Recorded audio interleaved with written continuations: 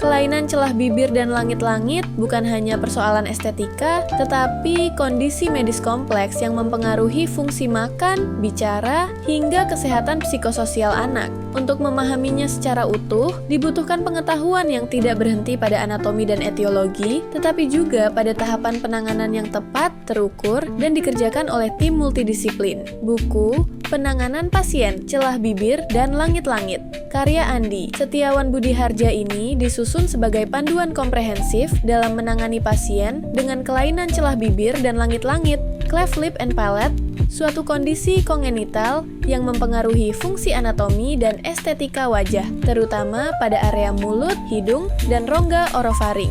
Buku ini memberikan pemahaman mendasar tentang anatomi, etiologi, klasifikasi, dampak klinis, serta prosedur penanganan yang terstandar, sehingga dapat digunakan oleh tenaga medis, mahasiswa kesehatan, maupun praktisi klinis.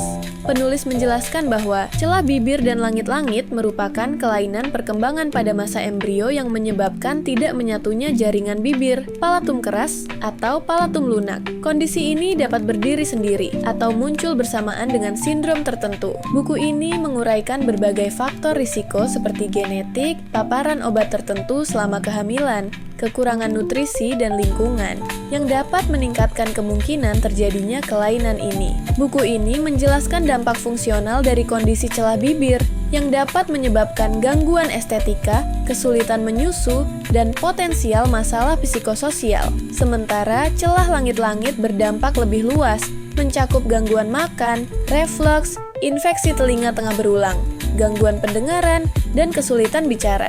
Penulis menekankan pentingnya intervensi dini karena perkembangan bicara dan fungsi orofasial sangat dipengaruhi oleh kondisi struktur palatum pada masa pertumbuhan anak. Buku Penanganan Pasien Celah Bibir dan Langit-Langit juga menguraikan prinsip penanganan pasien secara multidisiplin.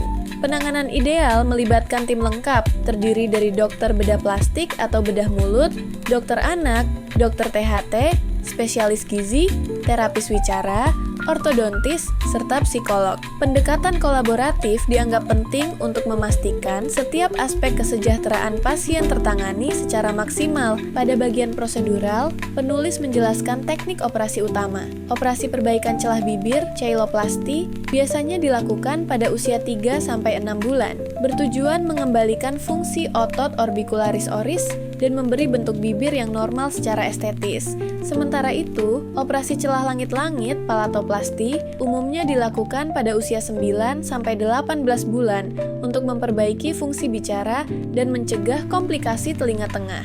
Teknik operasi dijelaskan secara sistematis, termasuk posisi insisi, rekonstruksi otot, dan teknik suturing.